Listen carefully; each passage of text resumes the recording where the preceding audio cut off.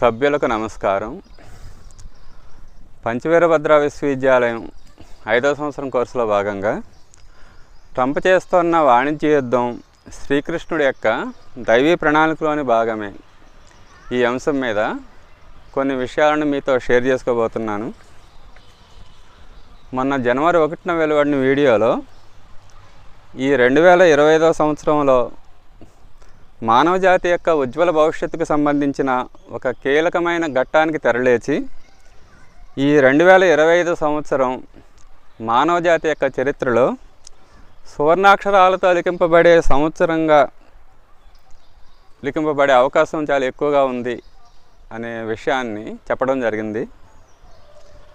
ఎందుచేత ఈ 2025 సంవత్సరం అనేది ఒక చారిత్రాత్మకమైన సంవత్సరంగా మారే అవకాశం ఉంది అంటే, శ్రీకృష్ణుడి యొక్క నిర్యాణం నుండి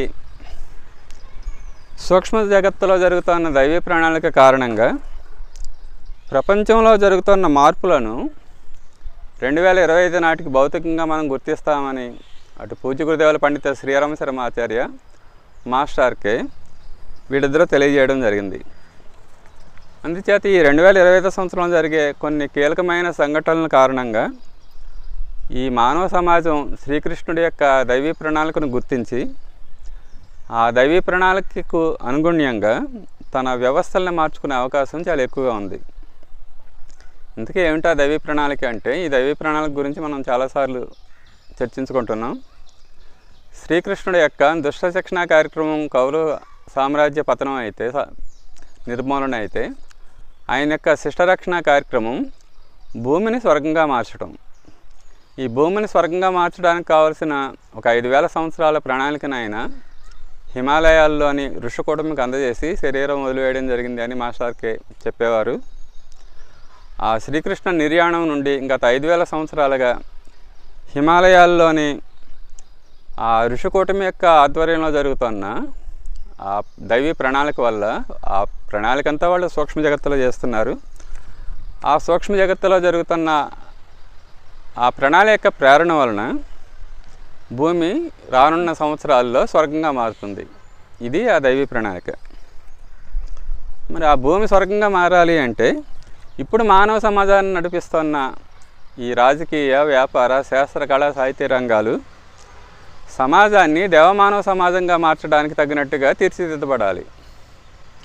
ఇప్పుడున్న ఈ 5 రంగాలు కూడా, ఈ 5 రంగాలులోని కీలక నేతల యొక్క ఆ ప్రవర్తన బట్టే మన జీవిత విధానం ఆధారపడి ఉంటుంది. రాజకీయ రంగం, వ్యాపార రంగం, శాస్త్ర రంగం, కళా, సాహిత్య రంగాలు. ఆ కీలకమైన వ్యక్తులు ఏ విధంగా ప్రవర్తిస్తారో ఆ విధంగానే మన జీవితం, మానవ సమాజానికి జీవిత విధానం తీర్చిదిద్దబడుతూ ఉంటుంది. ఆ సమాజంలో శ్రేష్ఠులు ఏ విధంగా ఉంటారో సమాజం కూడా యజ్ఞదాచరిత శ్రేష్ఠ అంటాడు కదా భగవద్గీతలో కూడా. కానీ ఈ 5 రంగాలు ఎలా ఉండాలి అంటే, భూమి స్వర్గంగా మారాలి అంటే ఆ మానవ సమాజాన్ని దేవమానవ సమాజంగా తీర్చిదిద్దడానికి ప్రేరేపణ ఇవ్వాలి ఈ 5 రంగాలు కూడా. ఆ మానవ సమాజం దేవమానవ సమాజంగా మారాలి అంటే మనిషి తన స్వలాభం కోసం కాకుండా కుటుంబ శ్రేయస్సు కోసం, సమాజ శ్రేయస్సు కోసం జీవించినప్పుడు మాత్రమే ఈ మానవ సమాజం దేవమానవ సమాజంగా మారుతుంది. ఈ 5 రంగాలు కూడా మనిషిని ఆ విధంగా ప్రేరేపించాలి. కానీ ప్రస్తుతం ఉన్న ఈ 5 రంగాలు ఎలా ఉన్నాయి అంటే, మన యొక్క జీవిత విధానం ఎలా ఉంది అంటే మనిషిని ఇంకా స్వార్థపరుడిగా మార్చేస్తున్నాయి. అంతేకాకుండా ఒక విలాసవంతమైన జీవిత విధానాన్ని మానవ సమాజం ముందు మనం ఆదర్శంగా ఉంచాం. వీలైనంత ఎంత విలాసంగా ఉండగలం, ఎంత వైభవంగా ఉండగలం అనే ఆ పోటీ పడుతున్నాం మనం మానవ సమాజంలో. కానీ ఈ విలాసవంతమైన జీవిత విధానాన్ని పతనము, పాపము అనే 2 చక్రాల బండితోనే మోయగలం అంటారు పూజ్య గురుదేవుల పండిత శ్రీరామ శర్మ ఆచార్య. ఇప్పుడు అందరం కూడా చాలా లగ్జరియస్గా, గ్లోరియస్గా బ్రతకాలి అనుకుంటున్నాం. కానీ పూజ్య గురుదేవుల పండిత శ్రీరామ శర్మ ఆచార్య ఏమంటారంటే, ఈ విలాసవంతమైన జీవిత విధానాన్ని మనము పతనము, పాపము అనే 2 చక్రాల బండి మీదే మోయగలం అంటారు ఆయన. కానీ ఇప్పుడు ఈ 5 రంగాలు ఏం చేస్తున్నాయంటే మనల్ని ఆ విధంగానే ప్రేరేపిస్తున్నాయి. ఎంత బాగా లగ్జరియస్గా బ్రతకగలం, ఎంత వైభవంగా బ్రతకగలం. కానీ ఆ భూమి స్వర్గంగా మారాలి అంటే మనిషికి ఆ విధమైన ప్రేరేపణ కాదు. మనిషి తన కోసం కాకుండా కుటుంబం కోసం, సమాజం కోసం జీవించే ఆ కుటుంబంతో మొట్టమొదట మొదలు పెట్టాలి. ఆ ప్రేరణ, ఆ ఆదర్శవంతమైన జీవిత విధానం అతనికి వస్తే తప్ప భూమి స్వర్గంగా మారదు. ఈ రానున్న దశాబ్దాలలో 5 రంగాలు కూడా ఆ మానవ సమాజాన్ని ఆదర్శవంతమైన జీవిత విధానం వైపు ప్రేరేపించే విధంగా తీర్చిదిద్దబడతాయి అని 1985లోనే పూజ్య గురుదేవుల పండిత శ్రీరామశర్మాచార్య చెప్పడం జరిగింది. అంతేకాకుండా 5 రంగాలు కూడా, రాజకీయ రంగం ఎలా ఉండబోతోంది, వ్యాపార రంగం ఎలా ఉండబోతుంది, ఆ శాస్త్ర కళా సాహిత్య రంగాలు ఏ విధంగా ఉండబోతున్నాయి అని ఆయన 1985లోనే ఆయన సూక్ష్మీకరణ సాధన చేసేటప్పుడు, సూక్ష్మీకరణ సాధన అంటే హిమాలయాల్లోని ఆ ఋషికూటమి యొక్క ఆదేశంతో ఆయన తన శరీరాన్ని, తన యొక్క పంచకోశాలని కూడా 5 సూక్ష్మ శరీరాల కింద మార్చేసుకున్నారు. 5 సూక్ష్మ పంచవీరభద్ర సాధన అనేది చేసి, ఈ 5 సూక్ష్మ శరీరాలతో ఈ 5 రంగాల నేతల యొక్క అంతరంగాలను మార్చి, ఈ 5 రంగాలని 5 వ్యవస్థలని కూడా నేను ఒక ఆదర్శవంతమైన వ్యవస్థలుగా మార్చి, మనిషిని ఆదర్శవంతుడిగా తీర్చిదిద్ది, మనిషిని దేవతగా మార్చి భూమిని స్వర్గంగా మారుస్తాను. ఇవేమీ ఒక యుటోపియా అనుకోకండి, ఒక ఆదర్శవంతమైన కల్పన అనుకోకండి. మీరు రాబోయే దశాబ్దాల్లో తీరుతుంది అన్నారు. ఆయన ఈ మాట చెప్పి 4 దశాబ్దాలు అయింది అప్పుడే. అంతేకాకుండా ఆయన 2025 నాటికి ప్రపంచం ఆ విధంగా మారుతుంది అనేది భౌతికంగా కూడా సమాజం గుర్తిస్తుందని చెప్పడం జరిగింది ఆయన. అటువంటి వ్యవస్థలకి, ఆదర్శవంతమైన వ్యవస్థలకి 2020 నుండి కూడా బీజారోపణ జరుగుతుంది అని ఆయన తెలియజేయడం జరిగింది. మాస్టర్కి కూడా చెప్పారు 2020 నుంచి కూడా ఆదర్శవంతమైన వ్యవస్థలకి బీజారోపణ జరిగింది అని.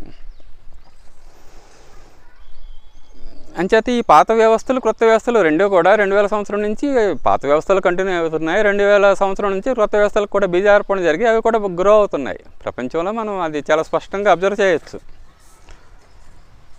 ఈ 2 వ్యవస్థలు ప్రస్తుతం ఉన్నాయి ప్రపంచంలో. అటు పాత వ్యవస్థలు ఉన్నాయి, మనిషిని స్వార్థపరుడిగా, విలాసవంతుడిగా తీర్చిదిద్దే పాత వ్యవస్థలో ఉన్నాయి.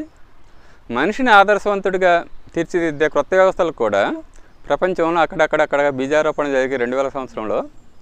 అప్పుడు ప్రస్తుతం అవి కూడా మనిషికి గైడెన్స్ ఇవ్వగలిగే స్థితిలోనే ఉన్నాయి ప్రపంచంలో. ఆ విధానాలు కూడా బాగా స్ట్రాంగ్గానే ఉన్నాయి ప్రపంచంలో. ఇది 2025 సంవత్సరంలో ఏమవుతుంది అంటే, ఆ పాత వ్యవస్థలు, మనిషిని స్వార్థపరుడిగా మార్చే వ్యవస్థలు ప్రాచుర్యాన్ని కోల్పోయి ఈ క్రొత్త వ్యవస్థలు ప్రాచుర్యాన్ని పొందే అవకాశం చాలా ఎక్కువగా ఉంది. ఎందుకంటే 2025లో జరిగే కొన్ని సంఘటనల కారణంగా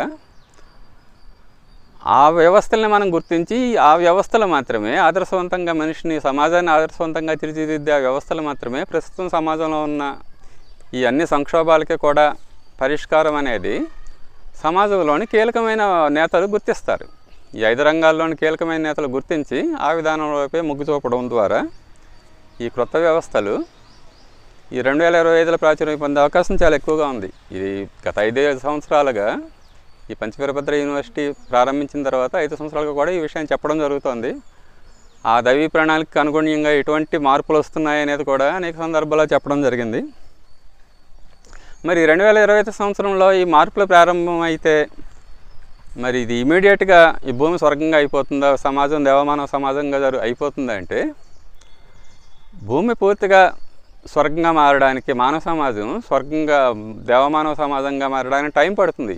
ఇప్పుడు ఆ విధానాలు ప్రాచుర్యం పొందడం స్టార్ట్ అవుతాయి. కానీ మాస్టర్కే చెప్పడం ఏమిటి అంటే, ఈ శతాబ్దం చివరి నాటికి భూమి స్వర్గంగా మారుతుంది అన్నారు. కానీ పాత వ్యవస్థల కంటే క్రొత్త వ్యవస్థలకి ప్రాచుర్యం, మనిషి అటువైపు తిరగడం మొదలు పెడతాడు. సమాజం ఆ నూతన వ్యవస్థల వైపు దృష్టి పెట్టే ఆ పరిస్థితి ప్రస్తుతం ఏర్పడుతుంది. ఈ 2000 అంటే ఇప్పుడు ప్రస్తుతం ఉదాహరణకి టెక్నాలజీ, సాఫ్ట్వేర్ టెక్నాలజీ ప్రపంచాన్ని శాసిస్తోంది. ఆ సాఫ్ట్వేర్ రంగంలో ఆ కీలకమైన స్థానాల్లో 15 కోట్ల మంది ఉంటారు సుమారు ప్రపంచవ్యాప్తంగా మనం చూసుకుంటే. అలాగే ఈ ఇటువంటి ఆదర్శవంతమైన వ్యక్తులు ఈ 2011లో మాస్టర్కి చెప్పింది ఏంటంటే, ప్రస్తుతం ఆ ఆదర్శవంతమైన జీవిత విధానాన్ని అనుసరించడానికి తగిన వ్యక్తులు 2 లక్షల మంది ఉన్నారు. కానీ ఒక 10-15 కోట్ల మంది ఆదర్శవంతులుగా మారితే తప్ప భూమిని స్వర్గంగా మార్చలేం. ఈ శతాబ్దం చివరి నాటికి ఆ పని పూర్తయిపోతుంది అన్నారు ఆయన. అంటే 2011లో 2 లక్షలు అన్నారు. ఇప్పటికి ఆ సంఖ్య ఎటువంటి ప్రలోభాలకి లొంగకుండా ఆ లోపల ఉన్న ఆ దైవీ చేతనం యొక్క ప్రేరణతో జీవించగలిగే వ్యక్తులు అటువంటి మంది కనీసం 10-15 వేల మంది 10-15 కోట్ల మంది ఉంటే తప్ప భూమిని స్వర్గంగా మార్చలేము, సమాజాన్ని దేవమానవ సమాజంగా మార్చలేము. ఇప్పుడు అంత సంఖ్య లేదు, కానీ రానున్న రోజుల్లో వస్తారు అని చెప్పారు మాస్టర్కి. అటువంటి వ్యక్తుల సంఖ్య ఏమవుతుందంటే 2025 తర్వాత చాలా వేగంగా పెరగడం మొదలవుతుంది.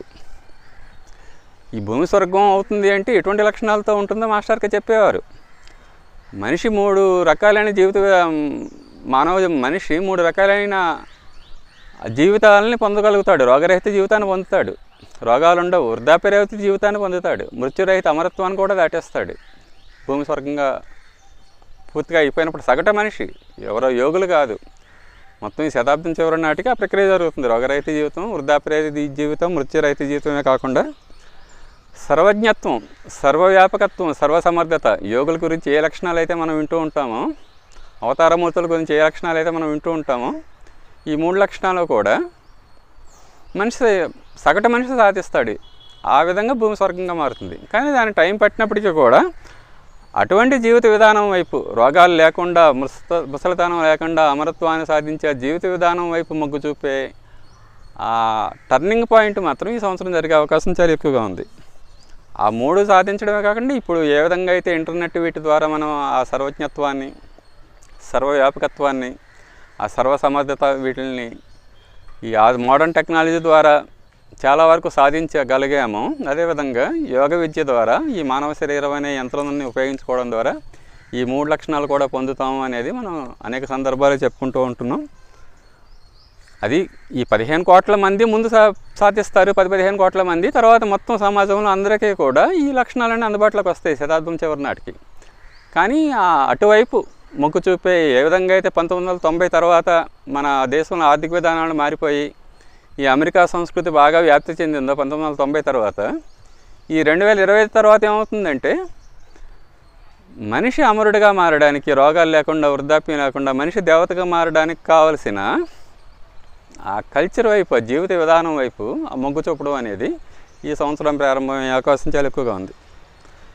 చేత ఈ 2025 నుంచే సమాజంలో ఎలా వస్తాయంటే పరిస్థితుల ప్రాబల్యమే. మనిషి తనంతట తను మారడు. 1990లో మనం ఆర్థిక విధానాన్ని ఎందుకు మార్చుకున్నాము అంటే, మన దేశం మార్చుకుంది అంటే అప్పుడు ఏర్పడిన సంక్షోభకర పరిస్థితులు అలాంటివి. ఆ సంక్షోభకర పరిస్థితుల్లోంచి బయటపడాలి అంటే ఈ అమెరికా తరహా ఆర్థిక విధానాలు, ఎగుమతి ఆధారిత ఆర్థిక విధానాలు మనం అవలంబిస్తే తప్ప ఆర్థిక సంక్షోభం నుంచి మనం బయటపడలేం. బంగారం తాకట్టు పెట్టాల్సి వచ్చింది 1990లో. అటువంటి సంక్షోభకర పరిస్థితులు ఇప్పుడే ఎటువంటి సంక్షోభకర పరిస్థితులు ఏర్పడతాయంటే ఆ పాత ఈ అమెరికన్ ఈ విలాసవంతమైన కల్చర్ని వదిలేసి మనిషి ఆదర్శవంతుడిగా మారితే తప్ప ఈ సంక్షోభం నుండి బయటపడలేము అనేంత సంక్షోభాలు ఏర్పడతాయి. అంచేత ఆ పరిస్థితుల ప్రాబల్యం ఏమవుతుందంటే అక్కడక్కడ సమాజంలో ప్రారంభం అవుతుంది. ప్రపంచంలో అనేక ఈ సంక్షోభాలు ఎక్కడెక్కడైతే వచ్చాయో, ఎవరి మీద ప్రభావం ఉందో అక్కడక్కడ ఆదర్శవంతమైన జీవిత విధానానికి తగినట్టుగా వ్యవస్థలు మార్చుకునే విధానం ఈ సంవత్సరం ప్రారంభం అవుతుంది. మరి ఆ పాత వ్యవస్థలు పోయి ప్రాచుర్యాన్ని కోల్పోయి కొత్త వ్యవస్థల ప్రాచుర్యాన్ని పొందే ఆ పరిస్థితులు, ఆదర్శవంతమైన వ్యవస్థల ప్రాచుర్యాన్ని పొందే పరిస్థితులు ప్రపంచంలో ఇప్పుడు ఏమన్నా ఉన్నాయా, ఏ విధంగా ఉన్నాయంటే ప్రస్తుతం అటువంటి పరిస్థితులు 4 రకాలుగా ఉన్నాయి. ఒకటి ఏంటంటే అమెరికా చైనా వాణిజ్య యుద్ధం. దీనివల్ల కూడా ఆ పాత అమెరికా చైనా మధ్య జరుగుతున్న వాణిజ్య యుద్ధం కారణంగా ఆ పాత వ్యవస్థలు పోయి కొత్త వ్యవస్థల ప్రాచుర్యాన్ని పొందే అవకాశం చాలా ఎక్కువగా ఉంది. అలాగే ప్రపంచ ఆర్థిక సంక్షోభం ఈ వాణిజ్య యుద్ధం కారణంగా కానీ, ఈ నాటో ఉక్రెయిన్ యుద్ధం కారణంగా కానీ, రకరకాల కారణాల వల్ల ఒక ప్రపంచ ఆర్థిక సంక్షోభం వచ్చే అవకాశం ఉందని చాలామంది ఆర్థిక విశ్లేషకులు చెప్తున్నారు. అలాగే సౌర తుఫాన్లు, అయితే 1889లో ఏర్పడిన ఒక సౌర తుఫాన్ లాంటిది కనుక ఇప్పుడు వస్తే, కారింగ్టన్ ఈవెంట్ అంటారు దాన్ని, సుమారు ఒక 130 సంవత్సరాల కిందట వచ్చిన అతిపెద్ద సౌర తుఫాన్ లాంటిది కనుక ఇప్పుడు వస్తే మొత్తం ఈ శాటిలైట్స్ అంతా కూడా ధ్వంసం అయిపోయి ఇంటర్నెట్ స్తంభించిపోయి ఒక ప్రపంచ సంక్షోభం వచ్చే అవకాశం ఉంది అని ఈ నాసాకు సంబంధించిన శాస్త్రవేత్తలే హెచ్చరిస్తున్నారు. అటువంటి అవకాశం కూడా ఉంది అని. అది కూడా జరగచ్చు. ఎందుకంటే ఇప్పుడు సోలార్ మ్యాక్సిమం స్థితిలో ఉంది. సూర్యుడు సోలార్ మ్యాక్సిమం స్థితిలో ఉన్నాడు. సౌర కళంకాలు ఉచ్చ స్థితిలో బాగా గరిష్ట స్థాయిలో వస్తున్నాయి, చాలా తీవ్ర స్థాయిలో కూడా వస్తున్నాయి. ఇదివరకు ఈ శాటిలైట్ వ్యవస్థ ఇంతలాగా ఇంటర్నెట్ వ్యవస్థ ఇంతలాగా లేదు కాబట్టి దాని ఎఫెక్ట్ పెద్దగా లేదు. ఇప్పుడు కనుక ఒక పెద్ద సౌర తుఫాన్ వస్తే అదంతా చిన్నాభిన్నమయ్యే అవకాశం ఉంది. ఈ సోలార్ మ్యాక్సిమం స్థితి ఈ సంవత్సరం ఉంది కాబట్టి 2025లో అది కూడా జరిగే అవకాశం చాలా ఎక్కువగా ఉంది. 4వది ప్రకృతి వైపరీత్యాలు. ఇప్పటికే గ్లోబల్ వార్మింగ్ 1.5 డిగ్రీలు, ఆ పెరుగుదల 1.5 డిగ్రీలు దాటితే ప్రకృతి వైపరీత్యాల పరంపర ప్రారంభం అయిపోతుంది అని గత 20 ఏళ్లుగా ఆ పర్యావరణ శాస్త్రవేత్తలు హెచ్చరిస్తూ ఉన్నారు. గత సంవత్సరమే ఆ 1.5 డిగ్రీల స్థాయిని దాటేసింది గ్లోబల్ వార్మింగ్. ఆ ప్రకృతి వైపరీత్యాల తీవ్రత కూడా మనకి ఇప్పుడు ప్రపంచవ్యాప్తంగా కనిపిస్తోంది. ఆ భారతదేశంలో ఋతువులు గతి తప్పాయని భారతీయ వాతావరణ శాస్త్రవేత్తలు హెచ్చరిస్తున్నారు. ఆ బంగాళాఖాతంలో కానీ అరేబియా సముద్రంలో కానీ ఏర్పడే తుఫాన్లు ఇదివరకట్లా ఏర్పడట్లేదు, చాలా తీవ్ర స్థాయిలో ఏర్పడుతున్నాయి, చాలా అనూహ్యంగా ఉంటున్నాయి అని వాళ్ళు హెచ్చరిస్తూనే ఉన్నారు. అలాగే సహారా, మనం అది కూడా చెప్పుకుంటున్నాం కదా, అమెజాన్ అడవి ఏమో ఎండిపోతుంది, సహారా ఎడారుల్లో ఏమో వరదలు వస్తున్నాయి, తీవ్రమైన వర్షాలు కురుస్తున్నాయి.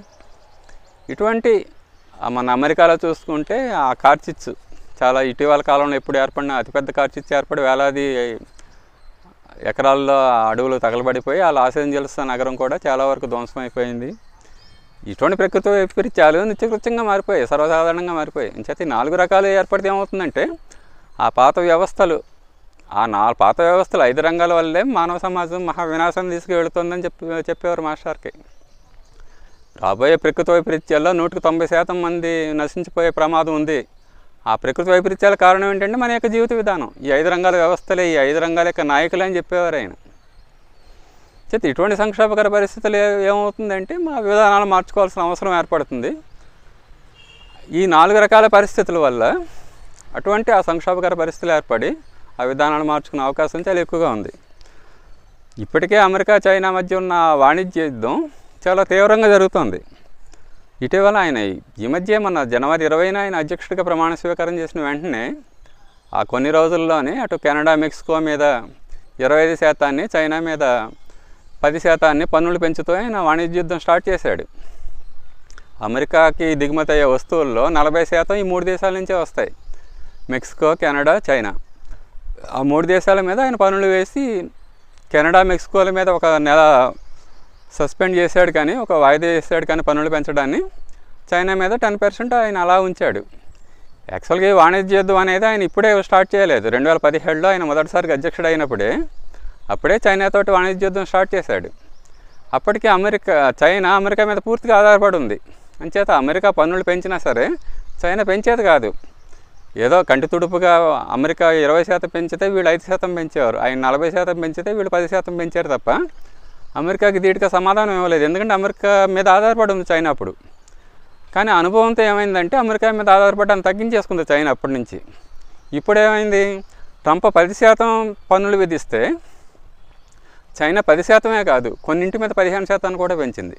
అంటే మేము మీకు ఇదివరకట్లా భయపడడం, చాలా ధీటుగా సమాధానం ఇస్తాం, మేము సిద్ధం అని చైనా అంటుంది. ఈ విధంగా వాణిజ్య యుద్ధం జరిగితే ఏమవుతుంది అంటే ఒక ఆర్థిక సంక్షోభం వస్తుంది ప్రపంచవ్యాప్తంగా. ఇప్పుడు ఆయన మెక్సికో, కెనడా, చైనాల మీదే కాదు, ఆ యూరోపియన్ యూనియన్ దేశాల మీద కూడా మేము పన్నులు విధిస్తాం అంటున్నాడు. అలాగే బ్రిక్స్ దేశాల మీద, మీరు బ్రిక్స్ దేశాలు అంటే Brazil, Russia, India, China, south Africa అవి ఒక కూటమిగా ఒక బ్రిక్స్ దేశాల కింద ఏర్పడ్డాయి. ఇప్పుడు ఇంకొక చాలా దేశాలు అందులో జాయిన్ అవుతున్నాయి. ఆల్రెడీ 10 దేశాల పైన ఆ బ్రిక్స్ దేశాల కూటమి ఉంది. ఇవన్నీ ఏం చేస్తున్నాయంటే డాలర్కి ప్రత్యామ్నాయంగా ఒక బ్రిక్స్ కరెన్సీ తీసుకొద్దామని ఆలోచన చేస్తున్నాయి. మీరు కనుక ఆ బ్రిక్స్ కరెన్సీ తీసుకొస్తే మేము 100% పన్నులు విధిస్తాం అని ట్రంప్ వాళ్ళని బెదిరిస్తున్నాడు. ఆ కరెన్సీ, ఎందుకంటే బ్రిక్స్ కరెన్సీ వస్తే అమెరికా డాలర్ పడిపోతుంది, అమెరికా ఆర్థిక వ్యవస్థ పడిపోతుంది. అది రాకుండా ఉండడానికి బెదిరిస్తున్నాడు. కానీ బ్రిక్స్ దేశాలు అవసరమైతే ఆ బెదిరింపులు లెక్క చేసే పరిస్థితులు ఉండవు. అయితే ఈ విధంగా ట్రంప్ ఈ వాణిజ్య యుద్ధం ప్రారంభించడం అనేది ఒక దైవీ ప్రణాళికలోని భాగమే అని నేను చెప్తున్నాను. ఎందుచేత అంటే ఆ దైవీ ప్రణాళిక ప్రకారం, డివైన్ ప్లాన్ ప్రకారం ఆర్థిక వ్యవస్థ ఎలా ఉంటుంది అంటే ప్రతి దేశం కూడా తనకు కావాల్సిన ఉత్పత్తుల్ని తనే తయారు చేసుకుంటుంది. కేవలం ముడి సరుకులు మాత్రం అటు ఇటు తెచ్చుకుంటారని రాయడం జరిగింది ఆయన పండిత శ్రీరామ శర్మ ఆచార్య. ఇప్పుడు మన ఆర్థిక వ్యవస్థలు ప్రపంచవ్యాప్తంగా ఎలా ఉన్నాయంటే ఆర్థిక విధానాలు ఏ దేశమైనా సరే తాను ఎగుమతి చేసే చవకగా ఎగుమతి చేసే వస్తువుల్ని లేదా సేవల్ని ఎగుమతి చేస్తున్నాయి. ఇప్పుడు మన ఇండియా ఉంది, ఇక్కడ సాఫ్ట్వేర్ సేవలను అమెరికాతో పోల్చుకుంటే చాలా చవకగా దొరుకుతాయి. ఇంచేత సాఫ్ట్వేర్ సేవలను ఎక్కువగా ఎగుమతి చేస్తుంది. అలాగే ఆక్వా మిగతా వస్తువుల్ని ఇక్కడ మన దేశం ఏ వస్తువులను ఎక్కువగా ఎగుమతి చేయగలదో ఆ వస్తువులను ఎక్కువగా ఎగుమతి చేస్తుంది, సేవలు కానీ వస్తువులు కానీ. మిగతావి తనకు అవసరమైనవన్నీ దిగుమతి చేసుకుంటుంది, పెట్రోలు, ముడి చమురు ఇలాంటివన్నీ కూడా. అలాగే ప్రపంచంలో అన్ని దేశాలు కూడా అంతే. మనం వీలైనంత వరకు దిగుమతి తగ్గించుకుని వీలైనంత వరకు దిగుమతులు తగ్గించుకున్నాము, మనకు కావాల్సిన వస్తువులన్నీ చవకగా ఎక్స్పోర్ట్ చేయగలిగి చేస్తున్నవి. ఇంకా చవకగా దొరుకుతున్నాయి ఇతర దేశాల నుంచి దిగుమతి చేసుకుంటున్నాం మనం. అంటే ఈ ఎగుమతి దిగుమతుల మీద ఆధారపడిన ఆర్థిక వ్యవస్థలుగా మార్చేసుకున్నాం. ఇది అమెరికా తరహా ఆర్థిక విధానం, అది ప్రపంచవ్యాప్తంగా అన్ని దేశాలు ఇంచుమించుగా అన్ని దేశాలు అవే ఫాలో అవుతున్నాయి. కానీ దైవ ప్రణాళిక ప్రకారం ఎగుమతి దిగుమతుల ఆధారంగా ఉండవు. ఎగుమతులు తక్కువే ఉంటాయి, దిగుమతులు తక్కువే ఉంటాయి. వీలంత వరకు ప్రతి దేశము కూడా తనకు కావాల్సిన వస్తువులే తను తయారు చేసుకుంటుంది.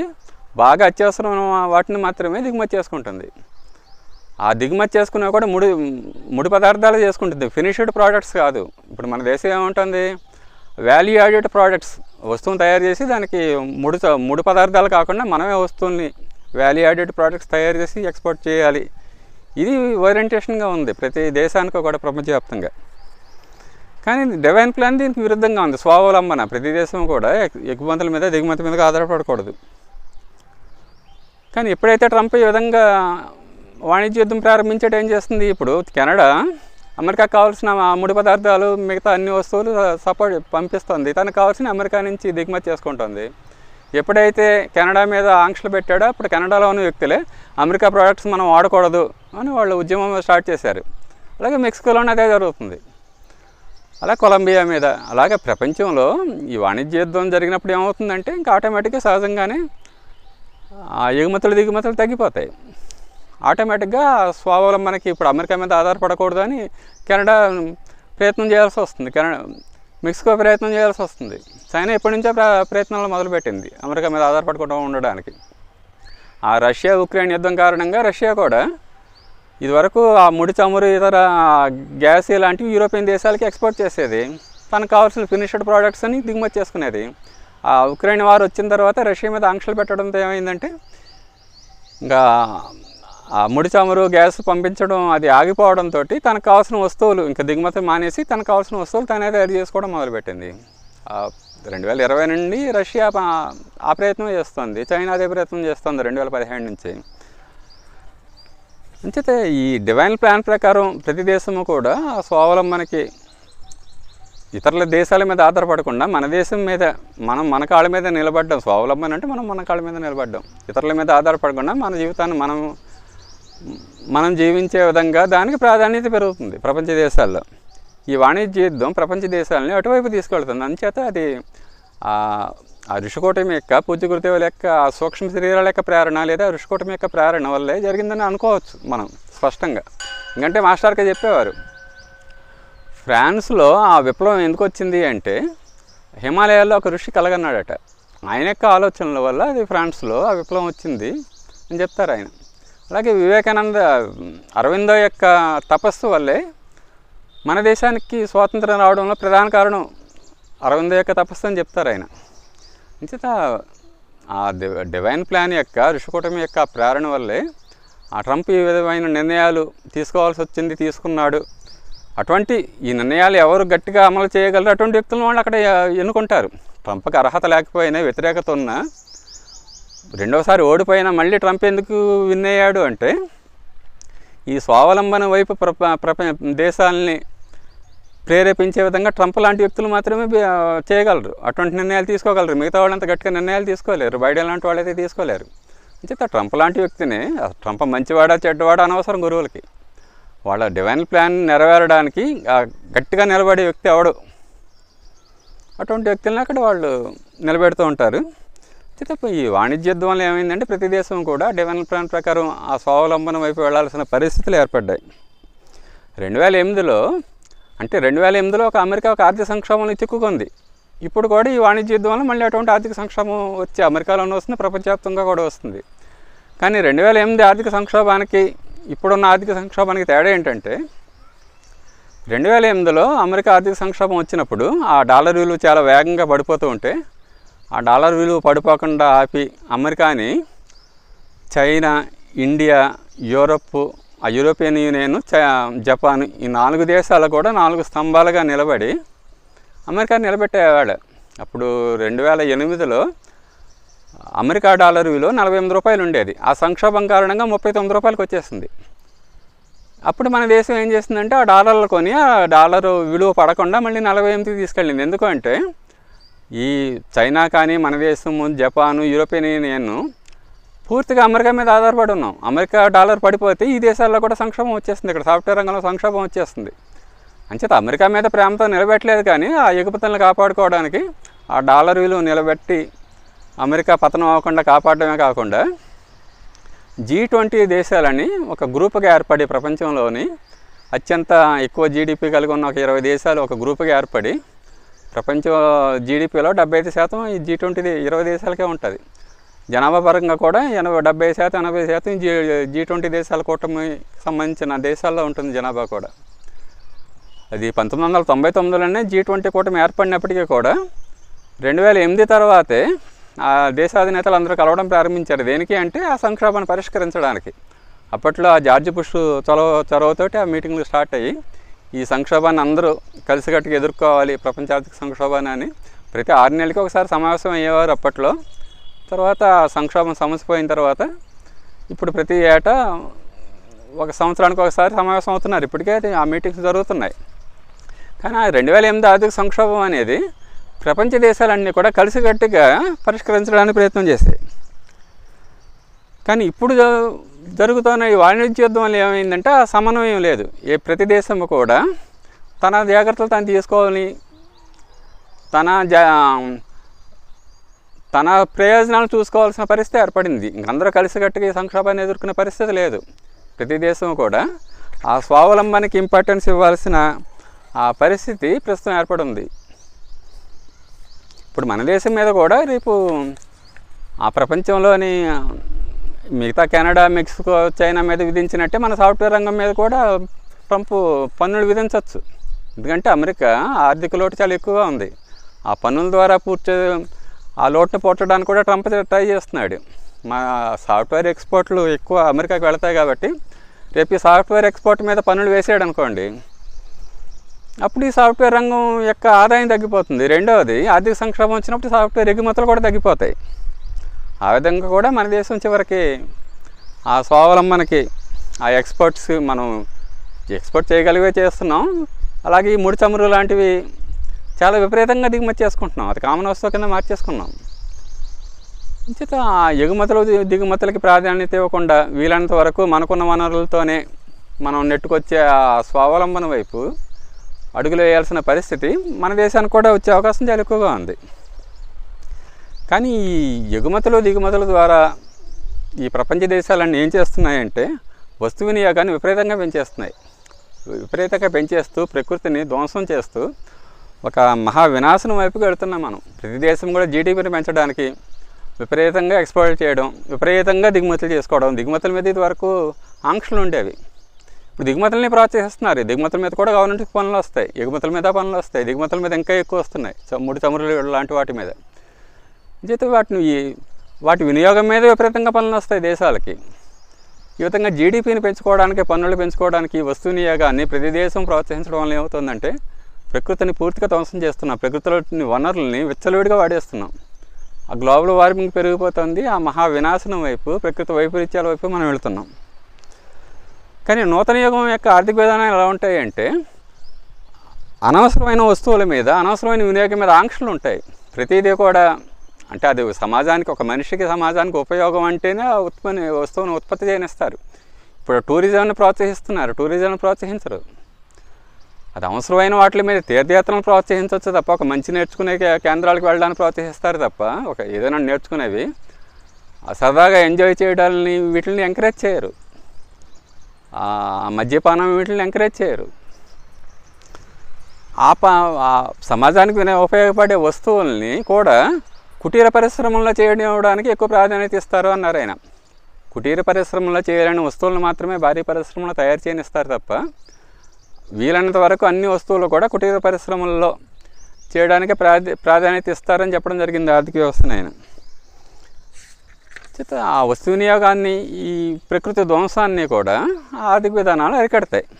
చేత ప్రస్తుతం ఈ ట్రంప్ చేస్తున్న ఈ వాణిజ్య యుద్ధం వల్ల, ఆ తర్వాత ఏర్పడే ఆర్థిక సంక్షోభం వల్ల, ఆ ప్రకృతి వైపరీత్యాల వల్ల ఆ నూతన యుగం యొక్క ఆర్థిక విధానాలు ఈ సంవత్సరమే ప్రాచుర్యాన్ని పొంది, ఆ విధంగా ఈ 2025 సంవత్సరం అనేది మానవ జాతి యొక్క చరిత్రలో సువర్ణాక్షరాలతోటి లిఖింపబడాలి అని, ఆ ఉజ్వల భవిష్యత్తుకి భూమి స్వర్గంగా మారి ఆ ఉజ్వల భవిష్యత్తుకి బాటలు పడాలి అని కోరుకుందాం. జై గురుదేవ.